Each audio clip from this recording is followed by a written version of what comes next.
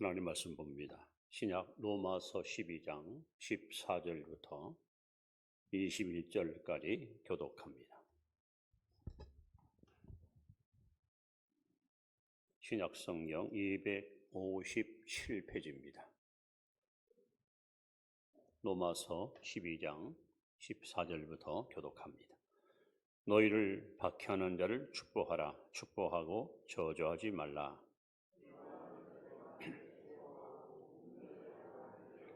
서로 마음을 같이 하며 높은 데 마음을 두지 말고 도리어 낮은 데 처하며 스스로 지혜 있는 채 하지 말라.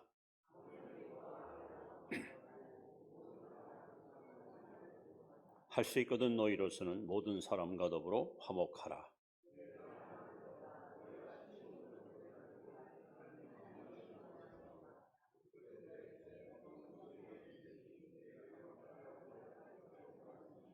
내 원수가 줄이거든 먹이고 머무르거든 마시게 하라. 그리함으로 내가 숯불을 그 머리에 쌓아 놓으리라.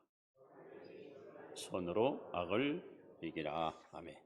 분에게 이 모습 이대로 천국까지 함께 갑시다. 인사합시다.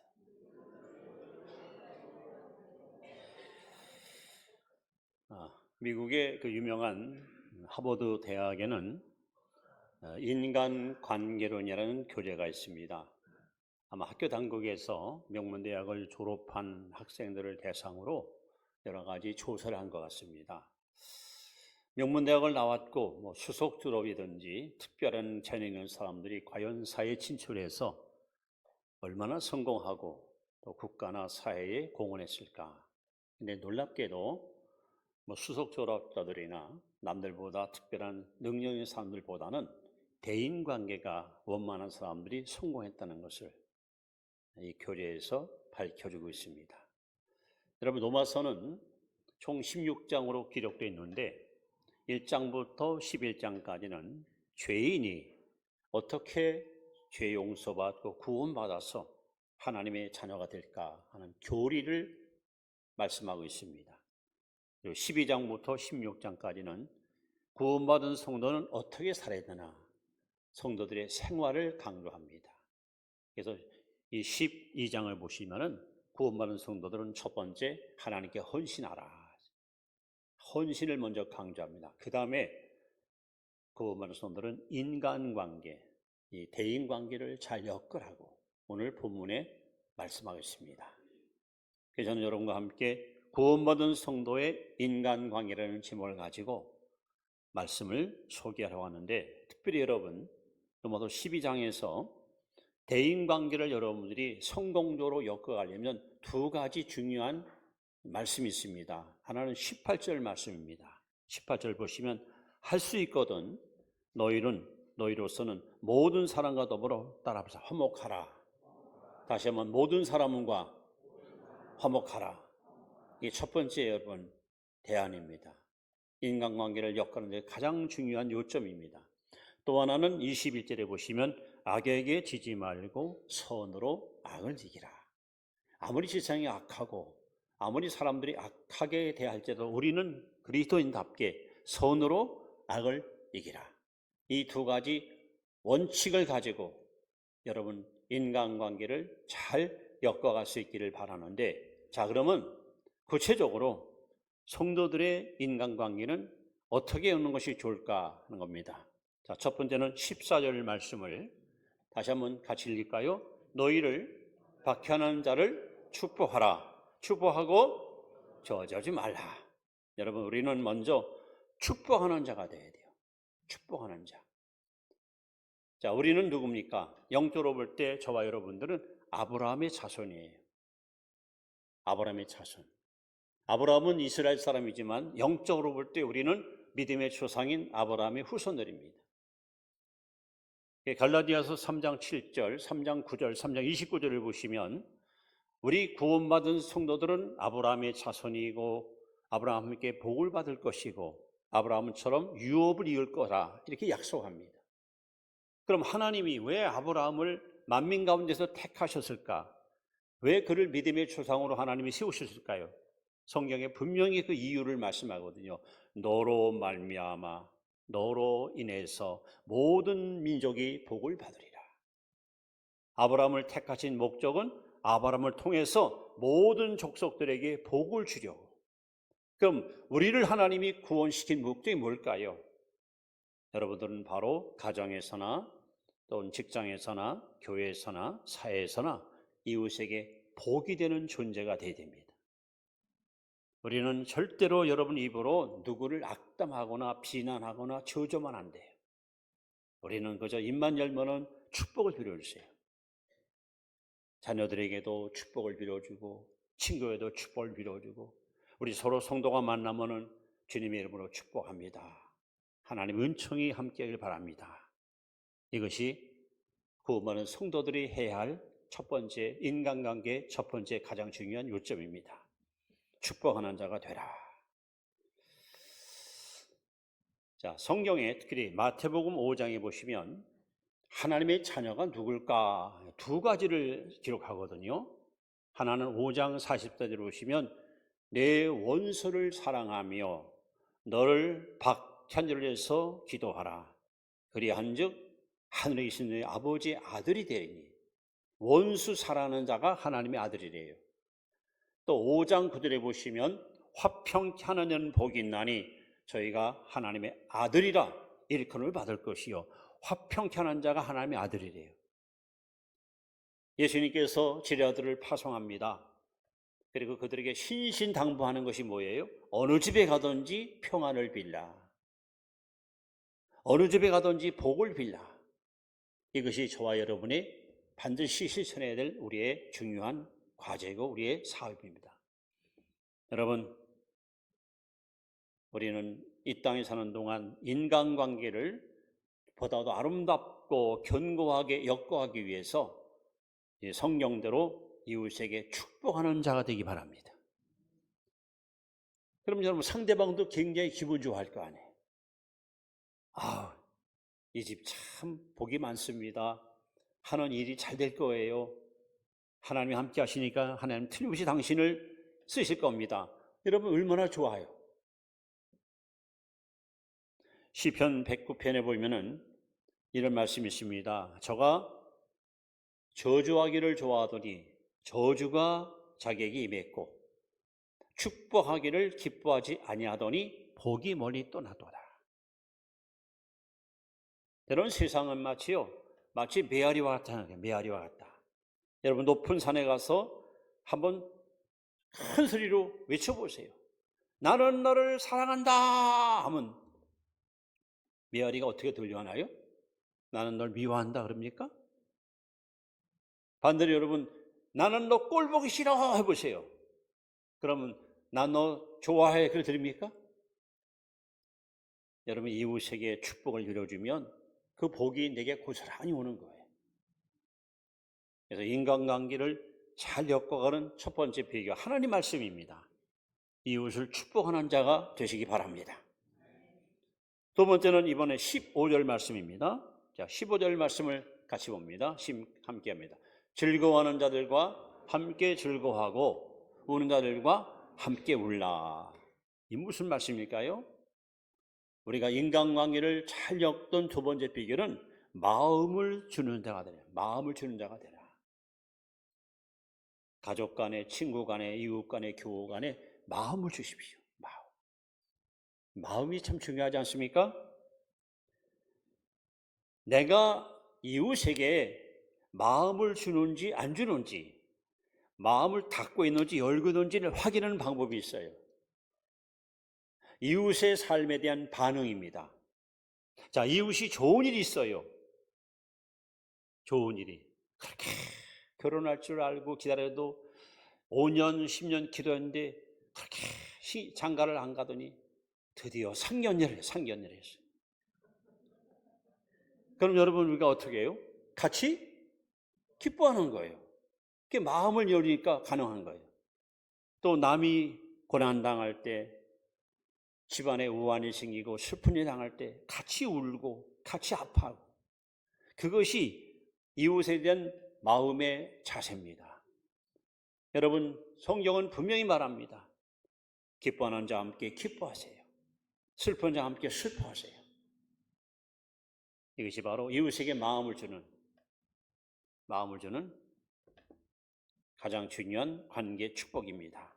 우리가 그 초대교회 사도행전을 보시면은 제 눈에 제일 많이 빨려 들어오는 말씀이 있더라고요. 더불어, 함께, 같이. 이게 초대교회 신자들의 모습입니다. 독불장군이 없어요.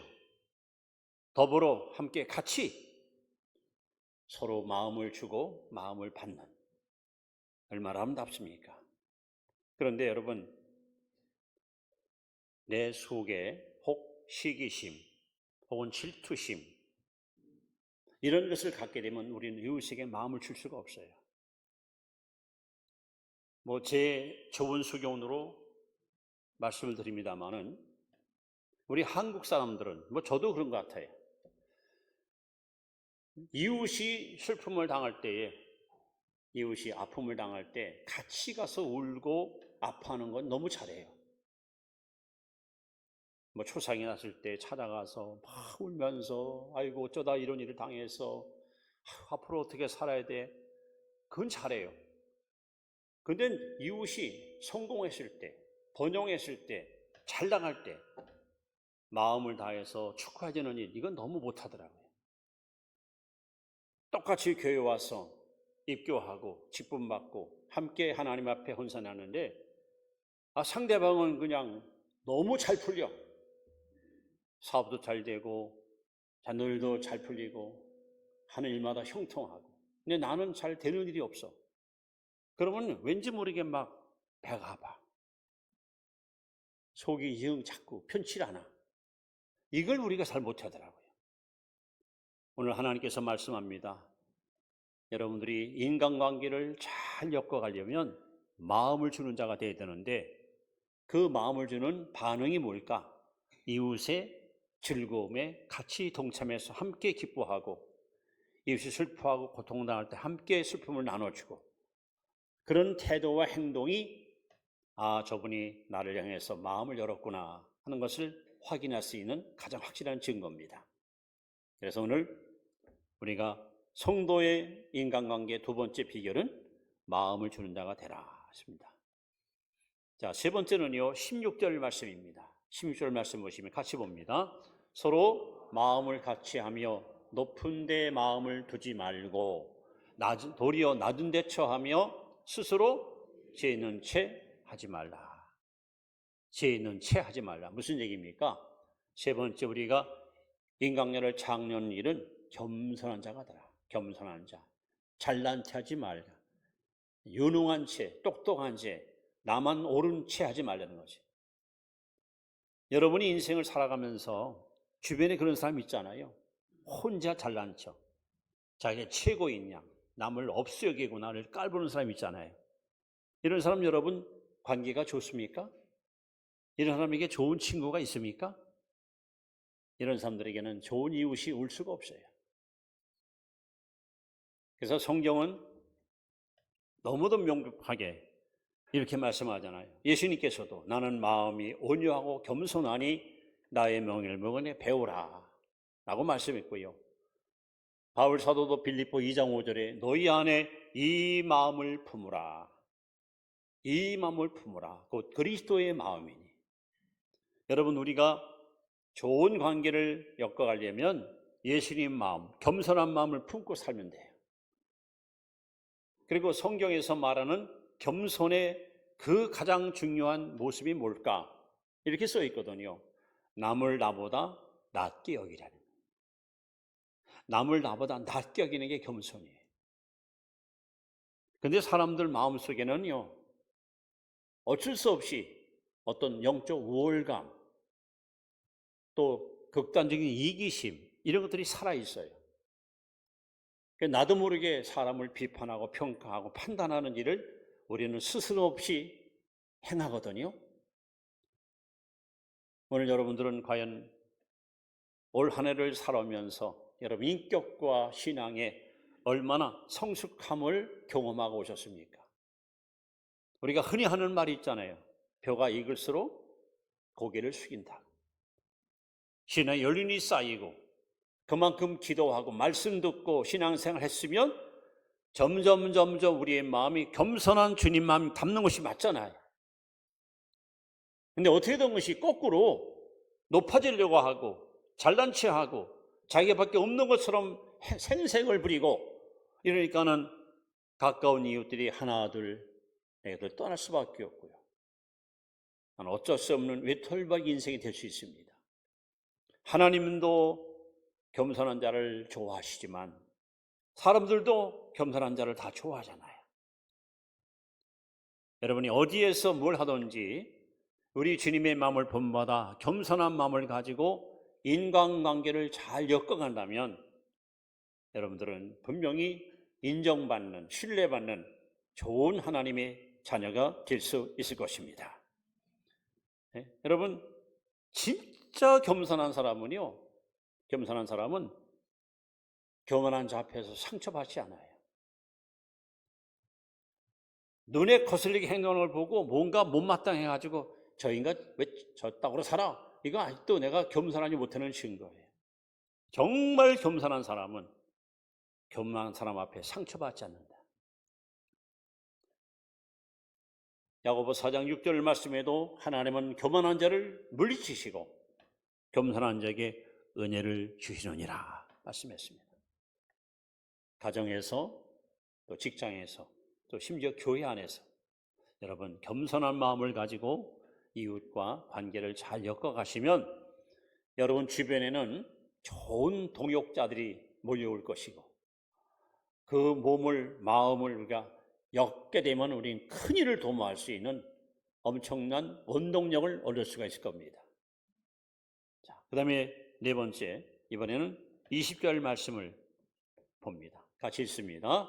내 원수가 줄이거든 먹이고 목마르거든 마시게 하라. 그리함으로 내가 숯불을 건물에 쌓아놓으리라. 19절 말씀도 이렇게 써 있습니다. 내 사랑하는 자들아 너희가 친히 원수를 갚지 말고 하나님의 진노하심이 맡기라. 기록되었으되 원수를 갚는 것이 내게 있으니 내가 갚으리라고 주께서 말씀하시느니라. 인간관계를 엮어가는 네 번째 가장 좋은 비결은 여러분 원수에게도 자비를 베푸는 자가 되라는 거예요. 원수에게도 사랑을 베풀려는 거예요. 이것이 바로 관계를 아름답게 엮어가는 또 하나의 중요한 비법입니다. 여러분 사람의 마음속에는 본능적으로 누가 나에게 해를 끼치고 상처를 주면요 복수하고 싶은 마음이에요. 복수심. 너 두고 봐. 나 절대 용서 못해. 언젠간 내가 반드시 보복할 거야. 몇 배로 갚아줄 거야. 이게 있거든요. 이런 마음을 갖고 있으면요 이 관계는 절대로 회복될 수 없고 평생 어쩌면 서로 담을 쌓고 사는 불행한 인생을 갈 수 있어요. 그래서 오늘 하나님께서 말씀합니다. 원수에게도 자비를 베풀려는 거예요. 네? 심리학자들은 그렇게 말하더라고요. 사람들은 심리적인 원수를 한두 명 갖고 있다는 거예요. 이 마음보자기를 열어보면 그 속에 누군가를 막 죽이고 싶고 미운 사람, 아니 저 인간 그냥 없어지면 좋겠다 이런 것이 있다는 거예요. 참 이게 얼마나 여러분의 삶을 여러분의 전진과 발전을 가로막는 장애물이 되는지 우리는 깨달을 필요가 있습니다. 저는 그래서 원수를 그야말로 포용했던 가장 위대한 인물을 여러분 아실 거예요. 요셉. 참 요셉은 태어나자마자 정서적으로 굉장히 불행한 가정에 태어났습니다. 태어나 보니까 어머니가 넷이에요. 넷. 엄마가 넷이야. 그리고 자기는 이제 11번째 막둥이고 형들은 벌써 나이 차도 있고 그런데 그 이보 형제들 12명이 요셉을 한 번도 격려해주고 보듬어주고 위로해준 적이 없어요. 이 언사에 불평이 심했다고 써 있어요. 입만 뻥긋하면 저 요셉 저놈의 시기죠. 그냥 저거 죽여버릴까 저거? 저거 그냥 없애버릴까? 형들은 그냥 모이기만 하면 요셉을 성토하고 그렇게 미워해요. 근데 요셉이가 얼마나 사람이 참 순진한지 저 닮아가지고. 17살 꿈을 꿨는데 그걸 고스란히 또 얘기하네, 형들한테. 예? 그 속에 갖고 있으면 좋을 텐데 그걸 가서 그대로 얘기하니까. 어? 해와 달과 별 12이 자기에게 절해야 되는 거야. 그럼 누가 들어도 해석이 가능하잖아요. 그럼 니네 아버지, 니네 어머니, 우리 형제가 너한테 엎드려 절하는 말이 이제 금방 알아듣잖아요. 이것 때문에도 미움을 더 사네. 게다가 어느 날 멀리 양을 치러 형들이 떠났지요. 한 사흘 길을 소식이 없으니까 아버지가 걱정이 돼서 옷 갈아입을 옷과 떡을 좀 준비해 가지고 요셉아, 형들에게 갖다 줘놔. 그래서 먼 길을 찾아가서 수소문해 가지고 형들 있는 곳을 찾아가는데, 찾아갔더니 사람들이 하는 말이 어젠가 일을 지나간 것 같은데, 그러면 목적지 갔다가 없으면 돌아와야 되는데 또 요셉은 얼마나 정직하지, 저 닮아서 끝까지 형들을 찾아가네. 예? 지금 형들이 미워하는 걸 알잖아요. 갔다가 그냥 문매 맞을지도 모르는 위기 상황 아니에요. 근데도 아버지 심부름, 아버지 시키니까 얼마나 효자지, 절 닮아서.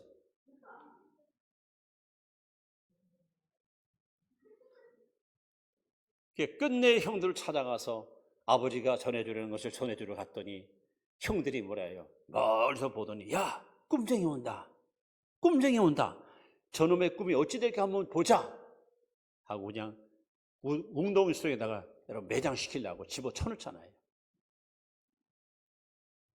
창세기는 써있지 않은 시편에 보면은 요셉이 가면 아우성처에 살아나고 형 나 좀 살려줘, 제발 나 죽이지 마라. 그래도 큰형 루벤이 야, 동생인데 죽이지 말자.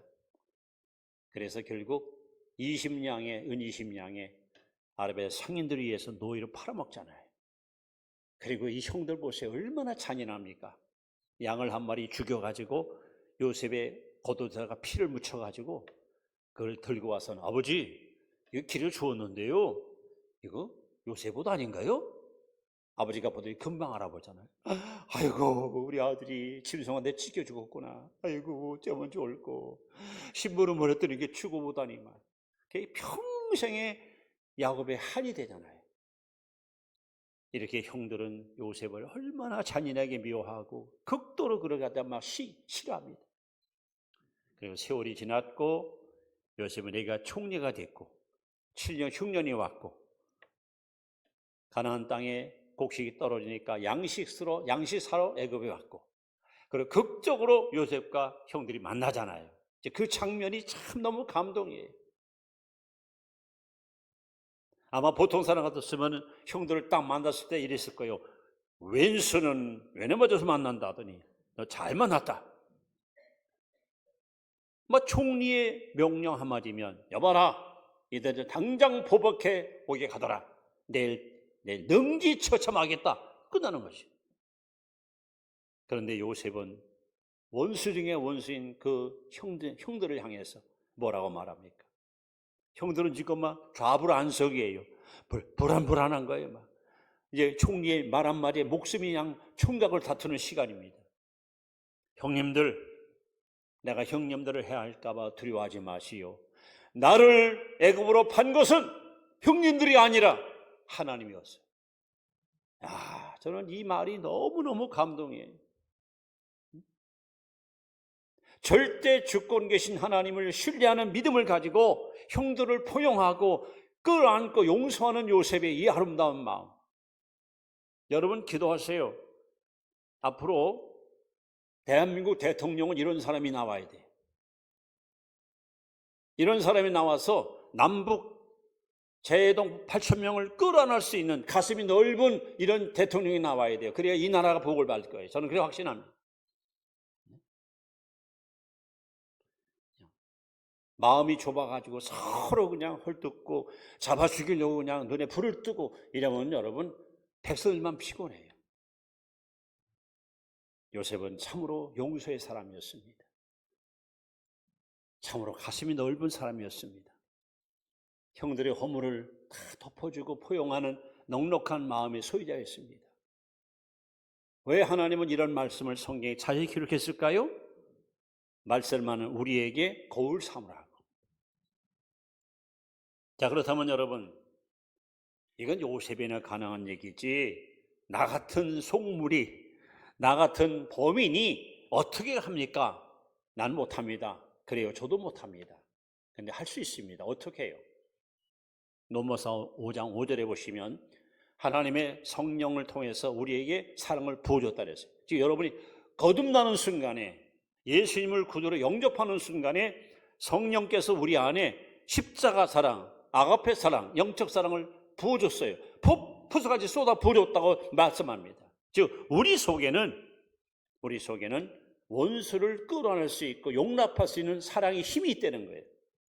우리가 안에서 그렇지 실천하면 이 사랑의 힘은 폭발적으로 흘러나서 어떤 원수의 마음도 녹일 수 있다는 거예요.